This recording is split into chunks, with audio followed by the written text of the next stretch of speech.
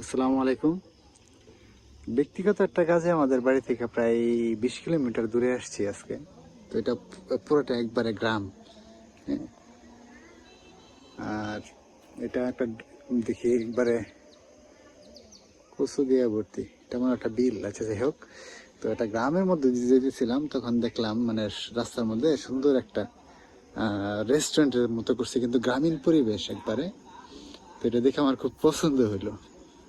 হ্যাঁ, আর নাম দিছে কি, গল্প কুটির ফুড জোন।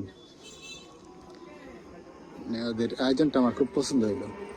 গল্প কুটির ফুড জোন, মাস্টার এমল মেদাবাড়ি। আচ্ছা, যাই হোক, এটা আছে রসুলপুর গফরগাঁও।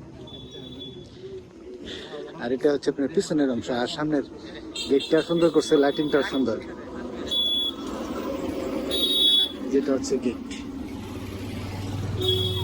আর এটা হচ্ছে ক্যাশ কাউন্টার। ক্যাশ কাউন্টারে একটা অ্যাকোয়ারিয়াম রেখে দিছে, মাছটা যে ভিতরে। আর মানে বসার জায়গাটা অনেক সুন্দর, পরিষ্কার পরিচ্ছন্ন, তো একবারে পরিষ্কার পরিচ্ছন্ন। আর হচ্ছে আপনার মাঝখানে হলো কলা গাছ, মানে একটা কলা ক্ষেতের ভিতরে একটা রেস্টুরেন্ট টাইপ, মানে সুন্দর করে করছে আর কি। তো কাস্টমারও হয় দেখলাম প্রচুর।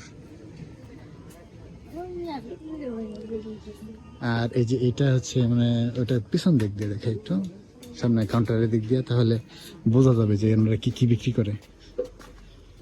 ওনারা বিক্রি করে হচ্ছে ফুচকা। ফুচকা এগুলো হচ্ছে ফুচকার আইটেম, এগুলা দিয়ে ফুচকা তৈরি করে। আর এটা হচ্ছে টক, ফুচকার টক, মানে সালাদ। আর বিক্রি করে হচ্ছে সুলাবুট, আর হচ্ছে জালমুড়ি। আর ওই পাশে হচ্ছে চা।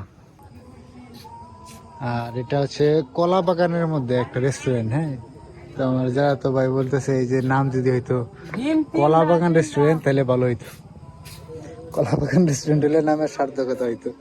এটা হচ্ছে কলা বাগানের মধ্যেই। হ্যাঁ, কলা বাগানের ভিতরে ধান ক্ষেতের পাশে।